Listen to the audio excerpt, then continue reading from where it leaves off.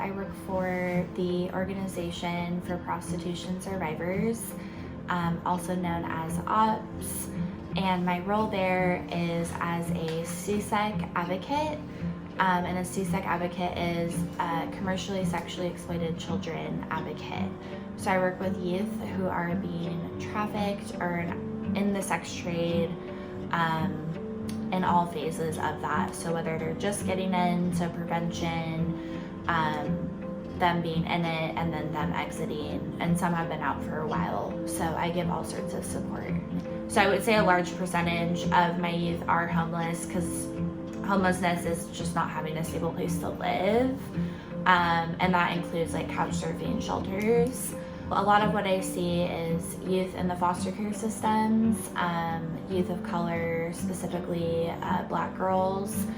As far as foster care goes, these youth don't have a stable adult in their life, they don't have stable housing, they're moving from place to place, they want love and belonging, and these men that they meet on the street offer them that, right? Offer them that love, that belonging, that safety.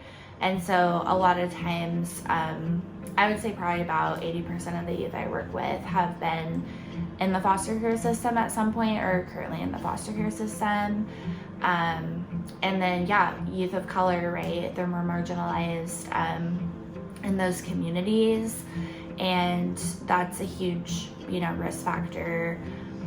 Also LGBTQ youth, I see that population be a higher risk factor due to not having familial support, and just kind of being casted out to the streets and trying to survive.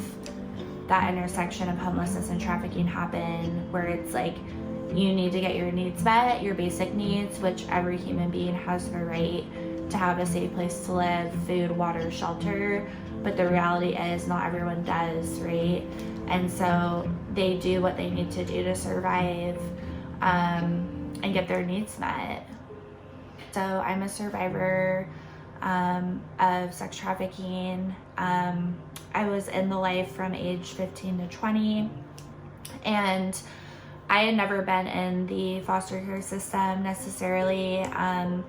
I grew up with an abusive father who was an addict, and I experienced a lot of early childhood trauma, sexual and physical, which created a lot of unsafe beliefs for me, and that led into, risky behaviors and drug use and, acting out. And I lived with a mom that was a single parent who worked all the time, and I just didn't really have that like stability and that structure in my home, right? I didn't find that love and that belonging. I felt a lot of loneliness and just not really feeling like heard or seen. And so when I met my first boyfriend, who was my trafficker, and he showered me with love and affection and gifts and, substances, I just felt like I finally had that person,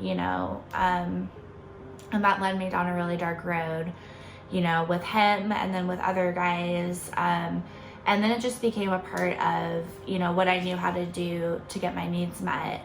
And being homeless, right, from age 17 to 20, essentially, just, using sex to, feed my habit, and then also to like stay places and basically just do what I need to survive. And it's like I knew nothing different, because I was a child.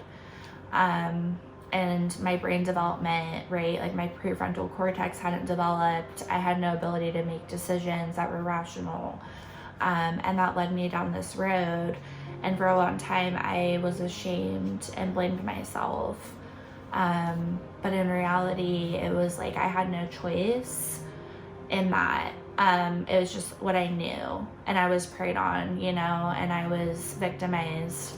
And I think what really led me to get out was I got sober. So I went to treatment, and that's how I got out.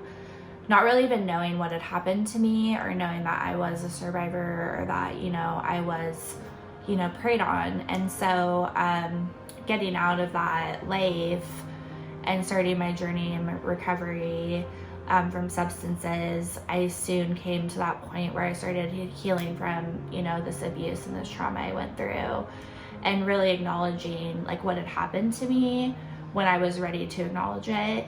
And doing some pretty intensive trauma therapy, and then now leading into my role and helping other girls in my situation.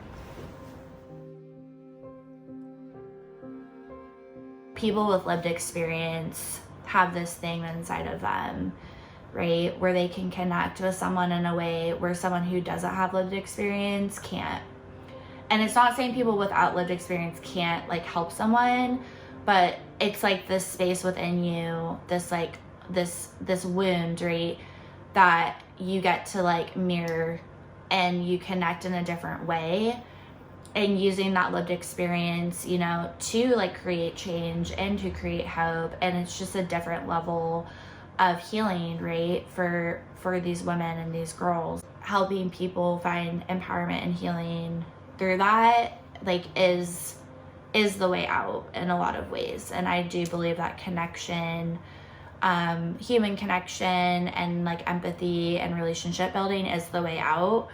And especially with youth, they are more apt to do that with you if you've been through it. I get referrals all over, and when I first meet up with a girl, I say who I am, I say what I do, and I say, I'm a survivor. And in that moment, usually what follows is, it's like when we become vulnerable, it allows other people to be vulnerable too. Because like vulnerability is like how we heal and how we like eliminate shame in that interaction. And that inspires people. And it might not be in that moment, it might be years later, but like they don't forget. Holistically, right, we get to look at the whole person, not just physical, not just emotional, not just spiritual, but all of it, and kind of incorporate something that works for them, And one of my youth I work with, it was like a lot of it was harm reduction, right? So she was out there, on Aurora on the track, and it was like how I could reach her was like I would take her to the clinic once a week, right? So she could get tested for STDs. And then, I would like get her to like different appointments, right?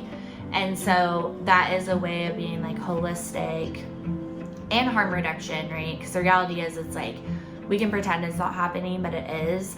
But how can we support a youth and their like needs without creating this sense of shame or like being wrong for what they're doing? Because the reality is it's just like they don't really have a choice in what they're doing, but it's like we can help them be safe and healthy, and that for the most part as much as we can. I think what's really important is just meeting people where they're at. Some people, some girls that I work with, it's like easy for them. They're like, okay, I'm out, I'm going to school, I'm getting a job, I'm doing this. Whereas some girls, it's like, okay, I want to brush my teeth once a day. Like, I want to shower once a day. And it's like, what are those goals? Like, asking them, like, what goals do you want to set? And it doesn't have to be this, like, extreme thing, And I think we forget that a lot of times because we just want people to get it. But we forget that, like, people are on their own journey. And it's, like, being able to be this objective and neutral person in their life. Because the reality is everyone in their life has told them who to be, what to do, right? And they've never just had a safe person hold their hand through whatever comes their way. And that is being trauma informed, right? It's just holding space for someone regardless of my own like judgments and preconceived notions, and supporting them based on what they need or what they want.